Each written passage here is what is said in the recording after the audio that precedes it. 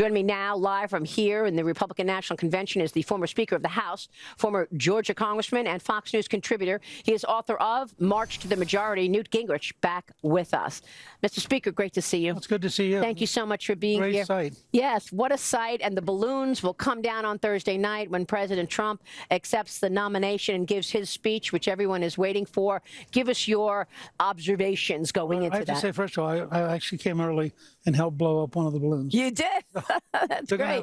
They'll have 150,000 balloons on Thursday, Oh, wow. most ever, which fits Trump. That is incredible. Yes, the most ever, which absolutely fits I also him. would say to everybody in the audience, if you have not read Melania's statement, it's beautiful, brilliantly done, and you'll have both a better, positive sense of the country, and you'll really understand how really deep a person she is. It's a remarkable statement. She's so elegant in the way she wrote it and really comes back to the focus of what we all believe. Of course, respect should be the cornerstone of our relationships. So you've seen plenty of conventions in your career. How does this differ now that we're having this after an assassination attempt? Well, I think this will be far and away the most emotional convention I've ever been to, and probably the most emotional convention in modern times.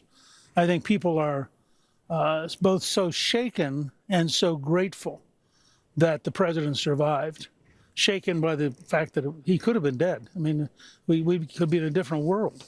And I think I've said before, I think this was providential. He turned his head at exactly the moment necessary. So instead of striking his skull, it hit his ear. And then what will be historically an iconic picture of him with blood in his face, putting his fist up. He comes into here in many ways larger than life. He's now a historic figure. He transcends traditional politics. And we'll see what he does with it. I think it's very encouraging, both what Melania has said and his sense of rewriting his speech. He has a moment here when he can grow into being a figure that's literally larger than life, in the sense that Lincoln was, or Franklin Delano Roosevelt was, or Washington, because the country is rallying to both what he stands for and to his right to stand for it without being attacked.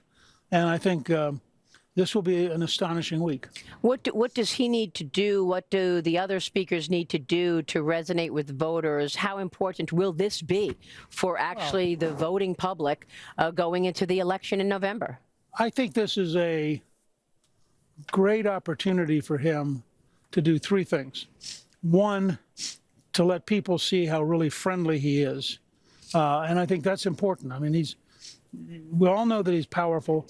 We all know he's a big guy, but he's also a very friendly, people-oriented guy. So start with that. Second, to communicate with sincerity and with actions that he wants to bring us together, because the country now is at a point of saying, whoops, we were on the verge of going over a cliff, and he's giving us a chance to now come together as a nation.